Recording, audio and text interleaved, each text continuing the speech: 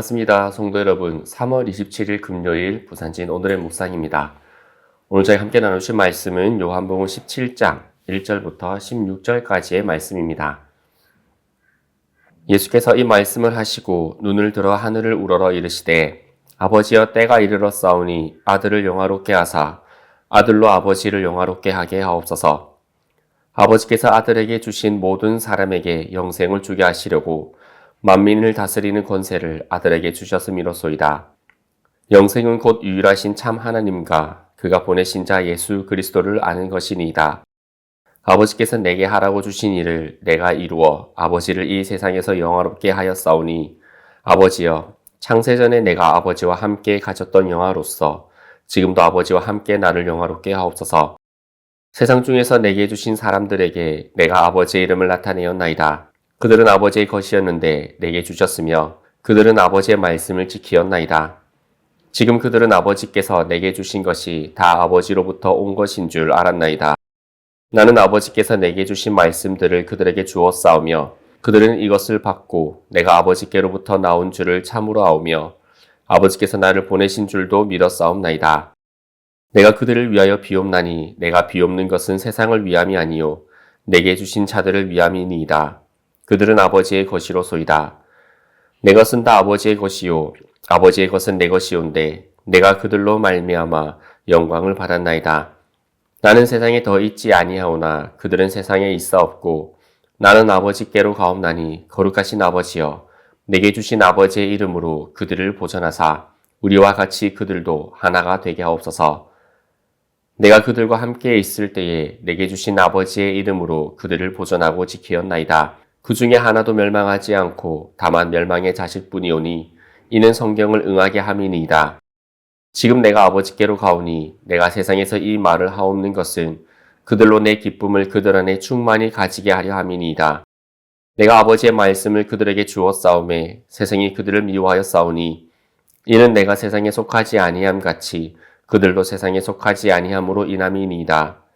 내가 비옵는 것은 그들을 세상에서 데려가시기를 위함이 아니요 다만 악에 빠지지 않게 보전하시기를 위함이니이다. 내가 세상에 속하지 아니함 같이 그들도 세상에 속하지 아니하였사옵나이다. 아멘.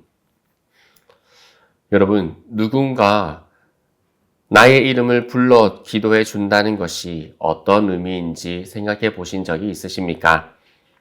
어머니가 자녀의 이름을 부르며 무릎 꿇는 기도, 연로한 목사님이 성도 한 사람 한 사람을 마음에 품고 드리는 기도, 그 기도를 받는 사람은 알지 못하지만 그 기도가 그를 붙들고 있습니다. 요한복음 17장은 예수님께서 십자가를 앞두고 드리신 기도입니다. 신학자들은 이 기도를 대제사장적 기도라고 부릅니다. 그리고 이 기도 안에 놀랍게도 우리가 있습니다. 주님은 체포되시기 직전 죽음을 앞둔 그 밤에 우리를 위해 기도하고 계셨습니다. 3절에서 이렇게 말씀하십니다. 영생은 곧 유일하신 참 하나님과 그가 보내신 자 예수 그리스도를 아는 것이니이다. 이 아는 것이라는 표현을 우리가 한번 주목해 보기를 원합니다. 이것은 단순한 지식이 아닙니다. 히브리어 성경의 야다라는 말로 인격적인 관계 속에서 알게 되는 것을 의미합니다. 부부가 서로를 알게 되는 것처럼 부모가 자녀를 아는 것처럼 관계 안에서 알아가는 깊은 알입니다. 예수님은 이 기도에서 당신을 따르는 자들을 가리켜 이렇게 말씀하십니다. 아버지께서 내게 주신 사람들. 우리는 그냥 우연히 신앙을 가지게 된 자들이 아닙니다. 우리는 아버지로부터 아들에게 주어진 존재입니다. 이 사실이 우리 정체성의 뿌리가 됩니다. 오늘 우리가 이 자리에 있는 것은 우리가 하나님을 선택하기 이전에 하나님께서 우리를 선택하셨기 때문입니다. 그런데 이 기도는 단순한 감사로 끝나지 않습니다. 예수님은 더 구체적으로 더 깊이 우리를 위해 기도하십니다. 9절에서 이렇게 기도하십니다.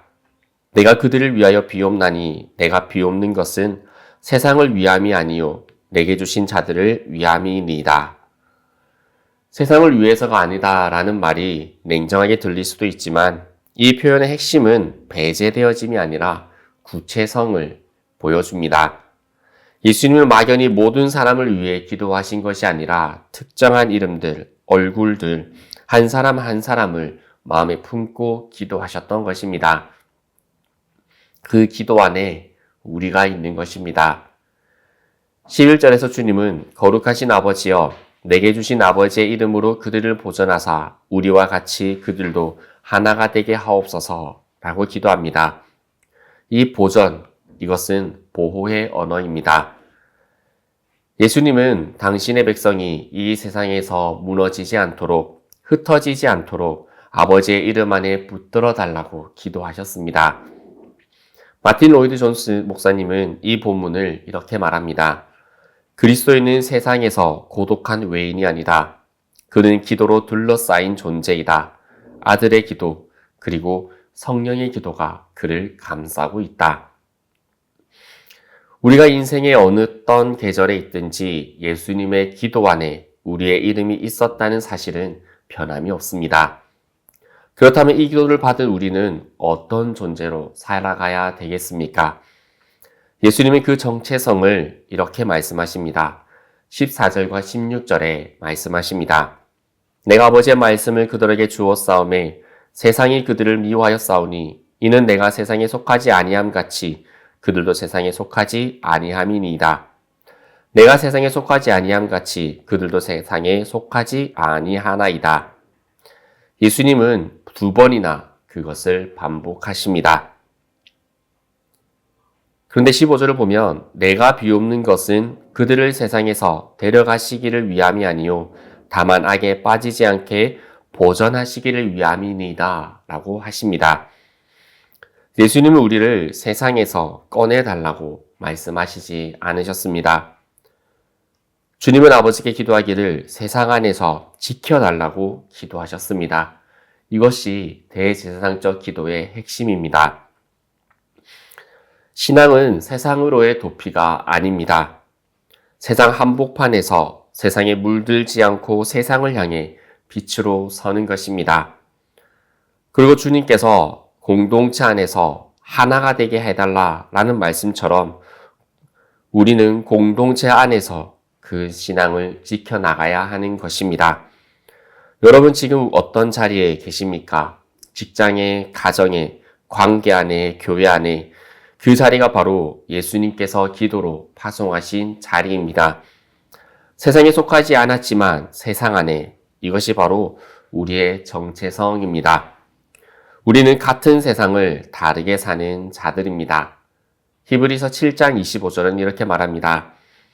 그러므로 자기를 힘입어 하나님께 나아가는 자들을 온전히 구원하실 수 있으니 이는 그가 항상 살아계셔서 그들을 위하여 간구하심이라. 아멘. 예수님의 기도는 그날 밤으로 끝나지 않으셨습니다.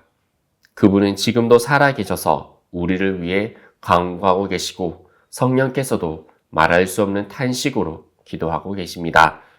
지금 이 순간에도 우리의 이름이 그 기도 안에 있습니다. 삶이 흔들릴 때 내가 이 자리를 지켜도 되는 것인지 의심이 들 때 기억하시길 바랍니다. 예수님은 이미 우리를 위해 기도하셨습니다. 우리가 세상 안에 서 있되 세상에 속하지 않은 자로 살아가도록 기도하셨습니다. 그 기도 안에, 그 관계 안에서 오늘을 살아가시기를 바랍니다. 함께 기도드리겠습니다. 지금도 사랑으로 우리를 붙드시고 예수 그리스도의 그 기도 안에 우리를 품으시는 아버지 하나님, 아버지께서 주님 안에, 주님께서 아버지 안에 있으셨듯이 또한 우리를 그 관계에 품으시고 그 기도 안에서 인도하여 주시니 참으로 감사드립니다. 그저 업적을 위해 이 땅에 오셨던 것이 아니라 사랑으로 우리를 회복시키시고 하나 되게 하시기 위해 하셔서 지셨던 그 모든 십자가의 걸음을 이 사순절 기간 우리도 기도하고 바라보고 머무르며 그 기도 안에서 그 관계 안에서 오늘을 살아가게 하여 주옵소서. 예수 그리스도 이름으로 기도드리옵나이다. 아멘.